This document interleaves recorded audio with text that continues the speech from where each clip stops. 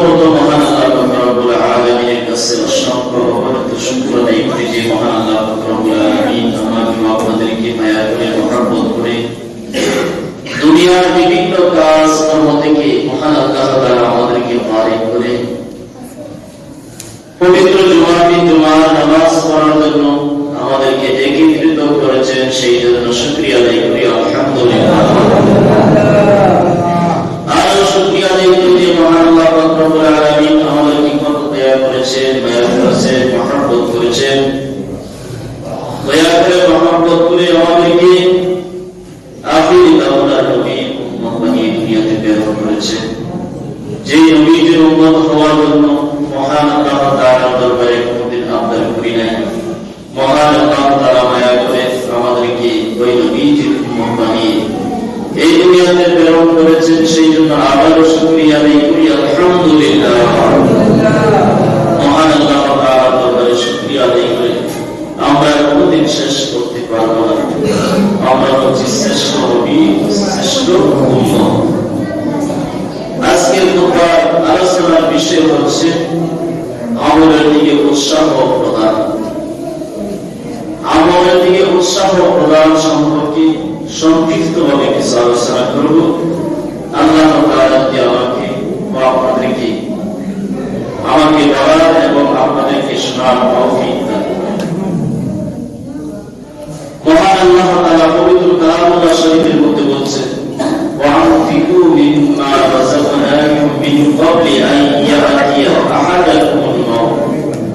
এই আয়াতে কারিমার মধ্যে আল্লাহ তাআলা বলেন, তোমরা আল্লাহর দেওয়া জীবিকা হইতে দান করো, মৃত্যু আসিবার পূর্বে অন্তর তোমাদের কেহ বলিবে, কেন আপনি আমাকে আর কিছুদিনের অবকাশ দিলেন না?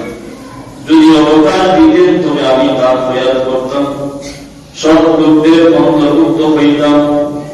অথচ আল্লাহ কাউকে তারা মৃত্যুর সময় আসার পর আর অবকাশ দেন না। তোমরা যাহা করিবে তাহার সম্বন্ধে আল্লাহ তাআলা জ্ঞাত আছে।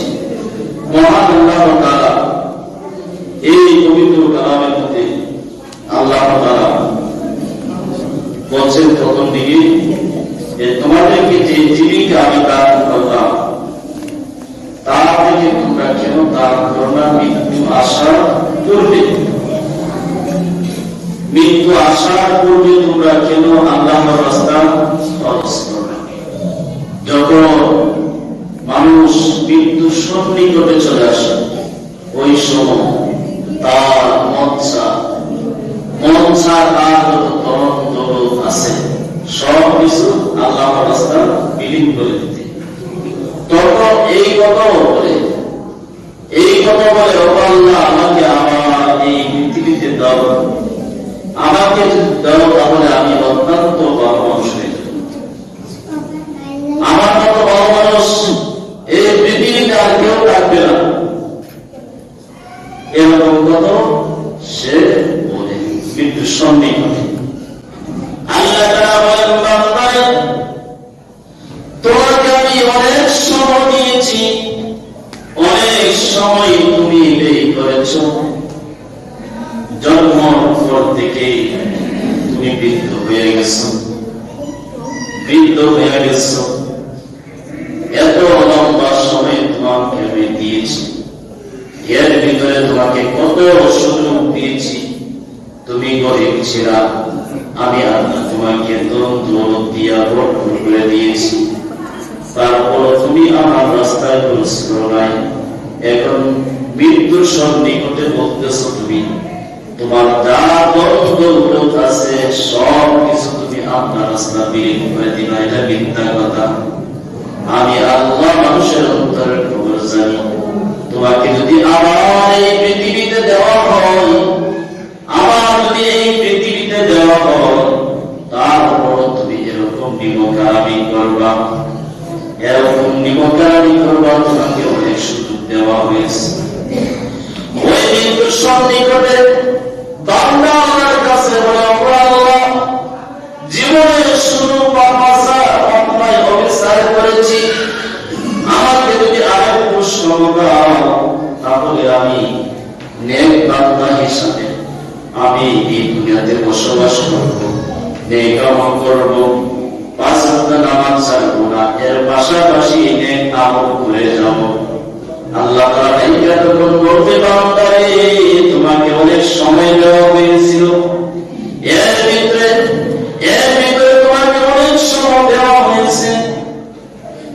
মুআজ্জিজ শব্দ মাইক দিয়া ডাক দিত আল্লাহু আকবার আল্লাহু আকবার, তারপর হাইয়া আলাস সালাত হাইয়া আলাল ফালাহ যখন বলতো তোমাকে নামাজের দিকে ডাকতো, আল্লাহর দিকে ডাকতো, তারপর তুমি দোকান পাটে পয়সা থাকতা, নামাজে যাইতা না, তোমার জ্ঞান এতটুকু ছিল নামাজ না পড়লে মাফ হয়, নামাজ না পড়লে তোমার গুনাহ হয়, এটাও তুমি সবকিছু জানতা।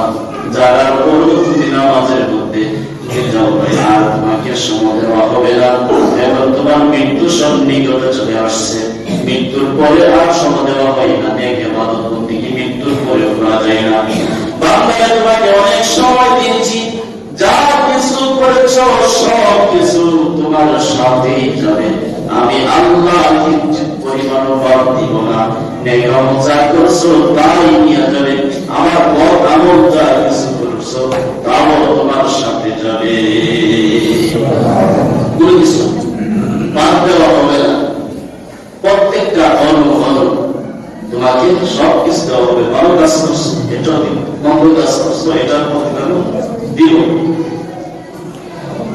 এই মাসের নামাজ আল্লাহ তাআলা আমাদেরকে দিয়েছেন, আমাদের উপর ফরজ করে দিয়েছেন।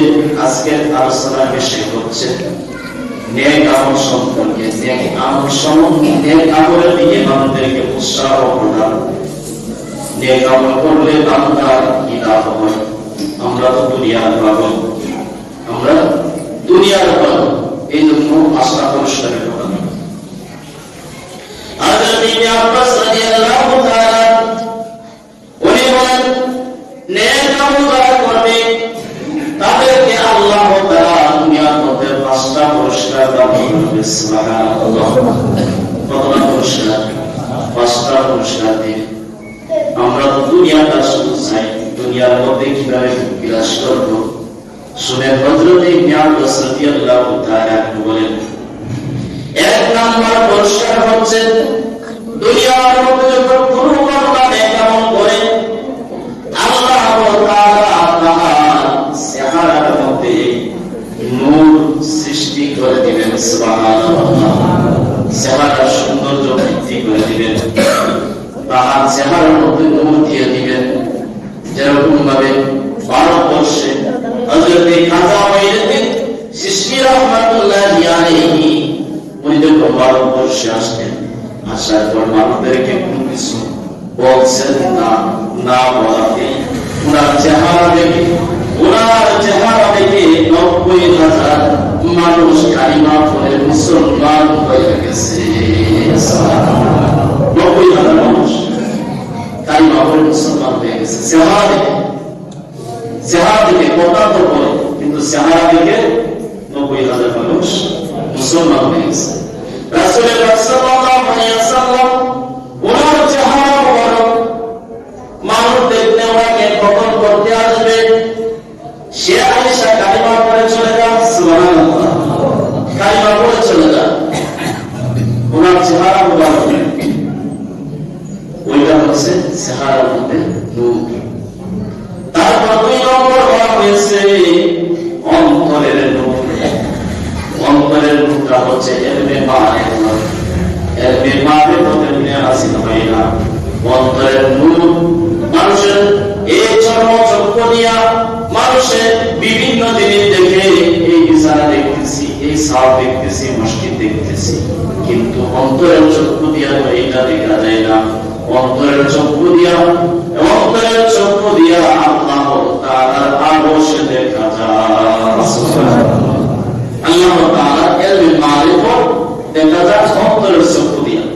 এই জন্য হকানি পীর মাশায়েখের কাছে মানুষ বয়ান হয়, মুরিদ হয়, ওনারা অন্তরের চক্ষু অন্তরের মধ্যে জিকির জারি করবে। আপনি যখন জিকির করতে থাকবেন আপনি হারাম কাজ বাদ দিয়ে দিচ্ছেন, গুনাহ কাজ বাদ দিয়ে দিচ্ছেন, অন্তরের চক্ষুটা খুলে যান, যে অন্তরের চক্ষু দিয়া রাসূল পাক সাল্লাল্লাহু আলাইহি ওয়াসাল্লামকে স্বপ্নে দেখতে পাবেন। সুবহানাল্লাহ।